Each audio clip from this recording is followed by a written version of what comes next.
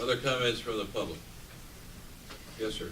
Hi, I'm Sean Reardon. I've met some of the people in this room privately and in groups in the past. I wanted to come in here today to address some things with the board. A little quick background on myself to bring everybody up to speed.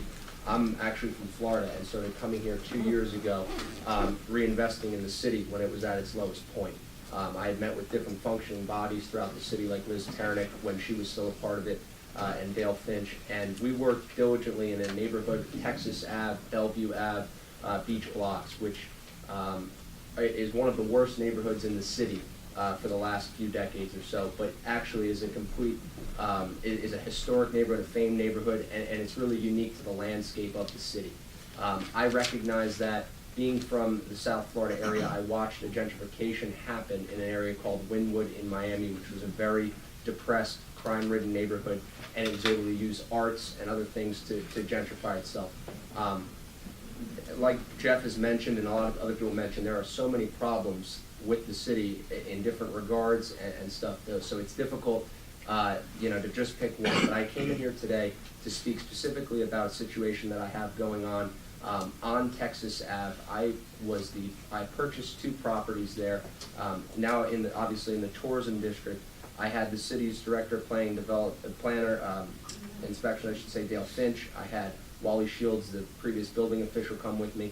The building was beyond repair. I was given permission to tear the property down. We removed illegal additions from it.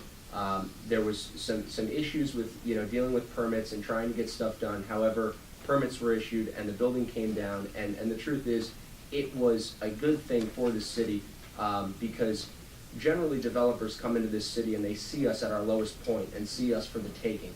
They can purchase properties cheap, they can load them up and chop them up and get the most money on their dollar. And that's just not the image and the vision that I had for this neighborhood when I came in there. This property had 2 alleyways going down the sides. There's a news article where a 13-year-old girl was raped in that alleyway.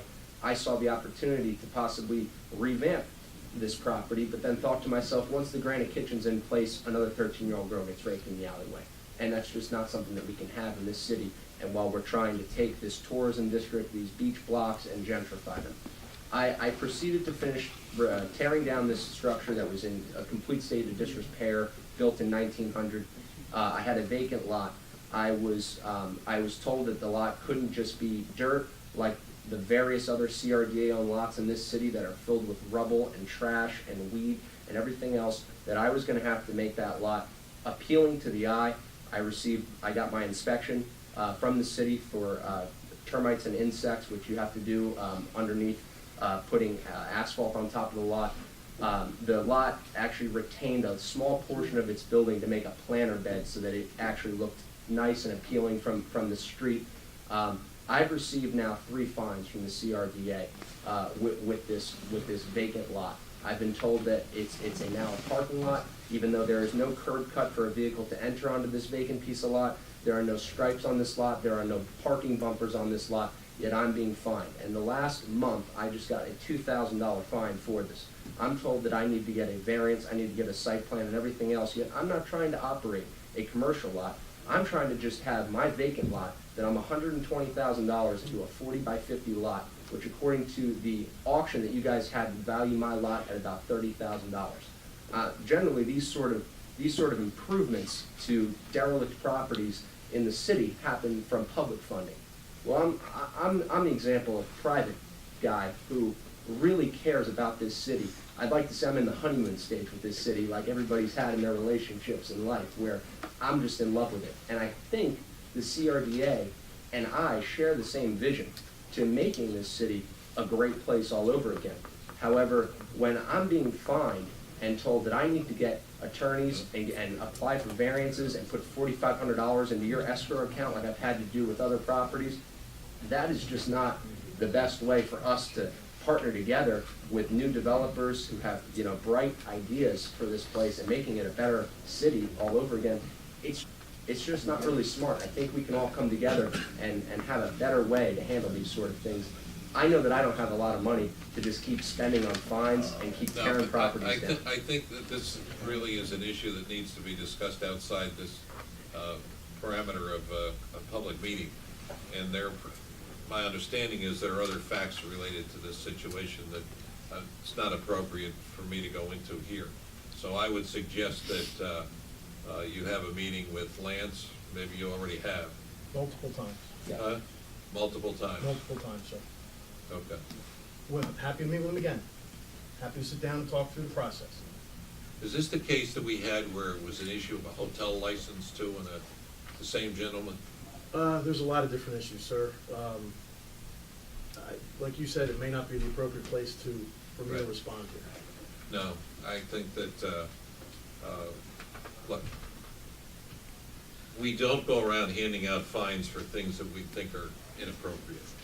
Having said that, I think that it's important that you have another meeting with Lance, but if there are things that are not appropriate, then we have to deal with it. And I just want to make it that plain and that simple. And if you want, Paul can sit in on the meeting. I think you probably have, Paul. On one occasion, yes. Huh? On one occasion, yes. Yeah. So I think that's how we're gonna handle this situation from now. So before you leave, make an appointment with Lance. And, Sure, I came to this forum, sir, just because we've had meetings in the past, and it's nothing against Lance. I just think that, and he had mentioned sometimes that in one of our meetings in the past, that a situation like this may have actually been missed in the legislation that was written for the tourism district and the land use, and specifically, it's just very simple. It's just a vacant lot, and to be told that I operate in other cities as well in this country. I've worked in Texas, I've worked in Florida, in municipalities. I understand. And when you, in those cities, if there is an issue, if simple as you didn't cut your grass, you get put in front of a judge and you get your day to say, well, did you cut your grass or not? And the code enforcement officer shows up. That's not how this works, which to me is difficult to understand, but I want to work with you guys, not against you, but I want us to all be together on that. And it's just simple. It's a vacant lot, and we're just having issues understanding why I'm being fined. I understand what you're saying.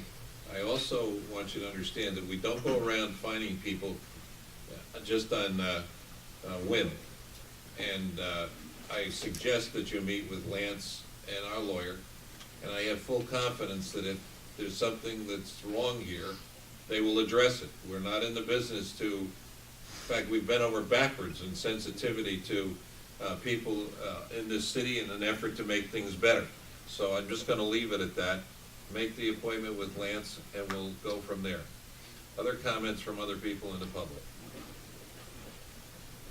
Yes.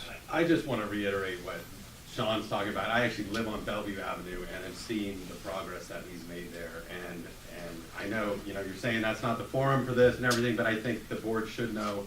I mean, I've read the fines and they seem frivolous of what it is for this particular lot. And